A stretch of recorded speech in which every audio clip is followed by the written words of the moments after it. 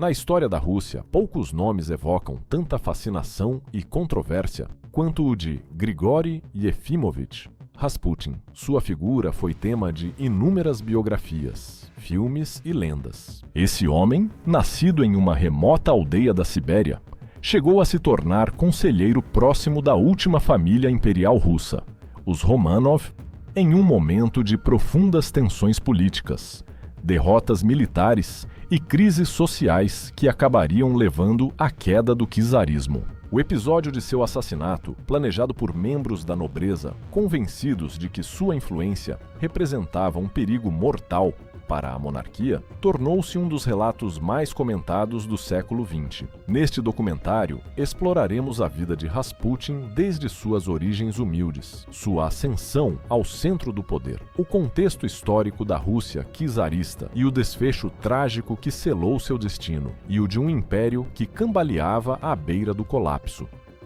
E esta é a história de Rasputin.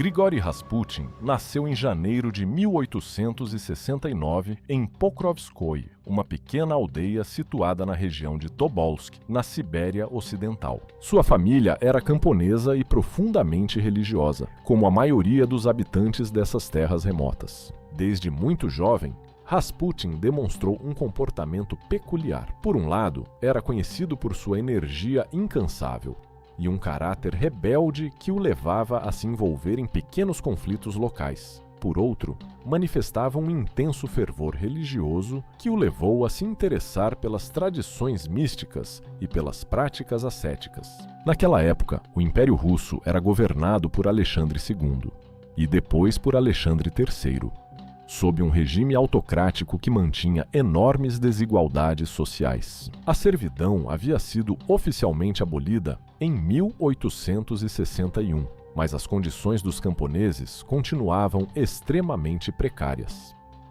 A Sibéria, com seu clima rigoroso e isolamento geográfico, preservava crenças populares marcadas pelo cristianismo ortodoxo e antigas superstições. Rasputin cresceu em um ambiente onde peregrinações, fé em curas milagrosas e visões místicas faziam parte da vida cotidiana. Ainda jovem e já casado com Praskovia Dubrovina, mãe de seus filhos, Rasputin iniciou longas peregrinações religiosas. Entre os anos de 1897 e 1900, percorreu diversos mosteiros e santuários.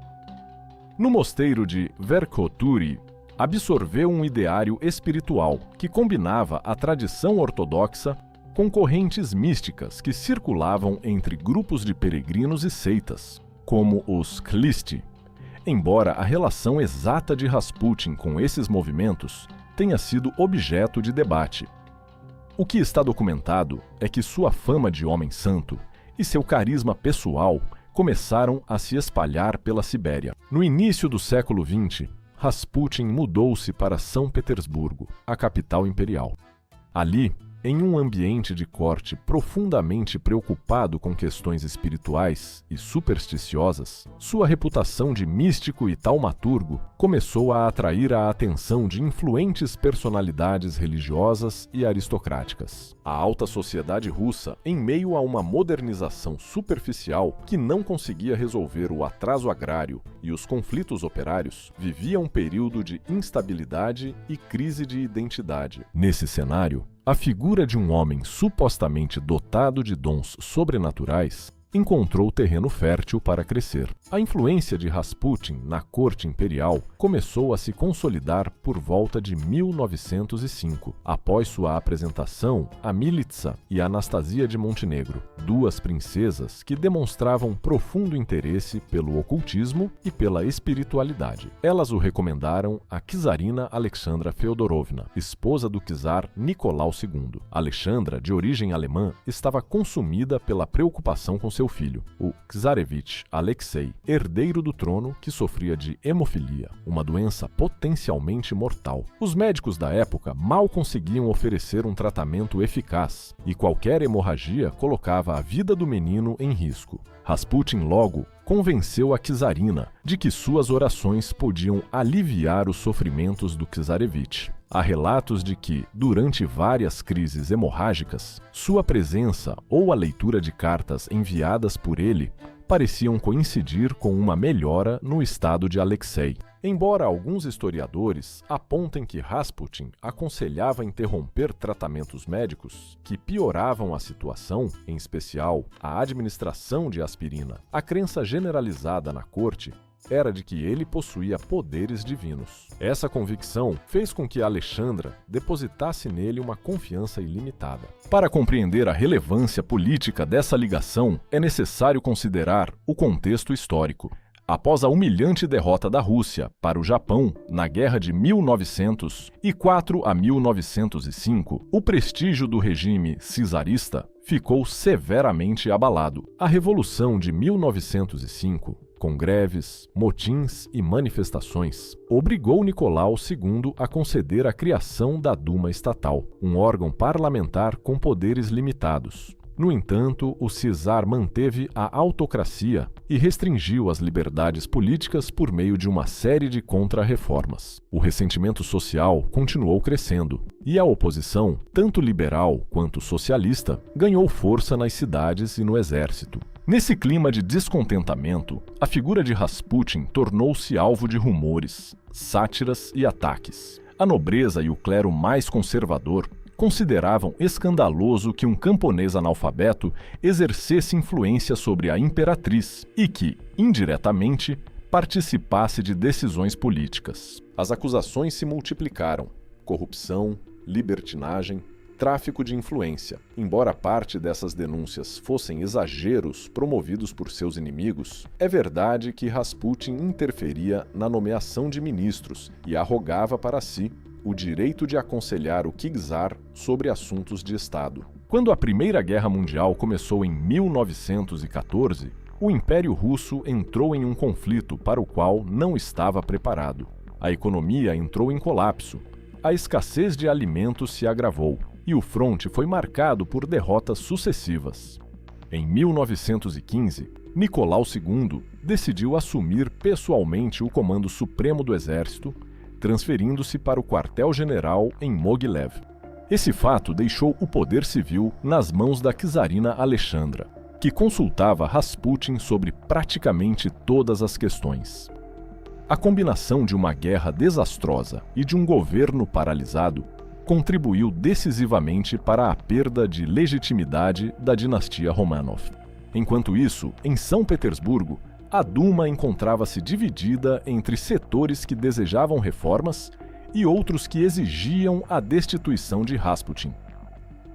A imprensa estrangeira repercutia escândalos que misturavam rumores de orgias, conspirações políticas e heresias religiosas. O embaixador britânico George Buchanan chegou a advertir pessoalmente Nicolau II de que a situação era insustentável e que a influência de Rasputin acelerava a crise. O czar, no entanto, ignorou os avisos. A decisão de eliminar Rasputin surgiu de um grupo de nobres convencidos de que sua morte era o único meio de salvar a monarquia. Entre eles estavam o príncipe Felix Yusupov, o grão-duque Dmitry Pavlovich e o político Vladimir Purishkevich. O plano foi executado na noite de 29 para 30 de dezembro de 1916. Yusupov convidou Rasputin para seu palácio às margens do rio Moika, sob o pretexto de um encontro social. Segundo o relato que o próprio Yusupov escreveu mais tarde, ofereceram a ele bolos e vinho com cianeto. Para espanto dos conspiradores, Rasputin não demonstrou sinais de envenenamento. Então, Yusupov atirou a queima-roupa. Acreditando que ele estivesse morto, os conspiradores subiram ao andar superior, mas Rasputin recuperou a consciência e saiu cambaleando para o pátio. Lá, recebeu mais tiros, foi espancado com um bastão e finalmente lançado ao rio Nevá. Quando seu corpo foi recuperado, as autópsias indicaram que ele morreu por afogamento, um detalhe que alimentou a lenda de sua resistência quase sobrenatural. O assassinato provocou grande comoção na corte e na opinião pública. A czarina Alexandra ficou devastada e convencida de que a Rússia havia cometido um pecado irreparável. No entanto, longe de salvar o regime, o desaparecimento de Rasputin não conseguiu impedir o colapso. Apenas 2 meses depois, em fevereiro de 1917, eclodiu a Revolução Russa, que obrigou o czar Nicolau II a abdicar. A monarquia russa se desintegrou e o país mergulhou em uma guerra civil que acabaria levando à criação da União Soviética. A imagem de Rasputin evoluiu ao longo do tempo. A propaganda bolchevique o retratou como símbolo da podridão da autocracia, um personagem que encarnava a decadência moral e a corrupção do czarismo. Hoje, Rasputin continua sendo objeto de interpretações contraditórias. Para alguns, um místico sincero com certos conhecimentos de medicina popular. Para outros, um oportunista que soube explorar as superstições da corte. Sua história permanece como um exemplo de como o fascínio pelo esotérico e o desespero podem se unir em momentos de crise para dar a personagens inesperados um papel decisivo no destino de um país. Se gostou do vídeo, deixe o seu gostei e inscreva-se no canal. Nos vemos no próximo vídeo.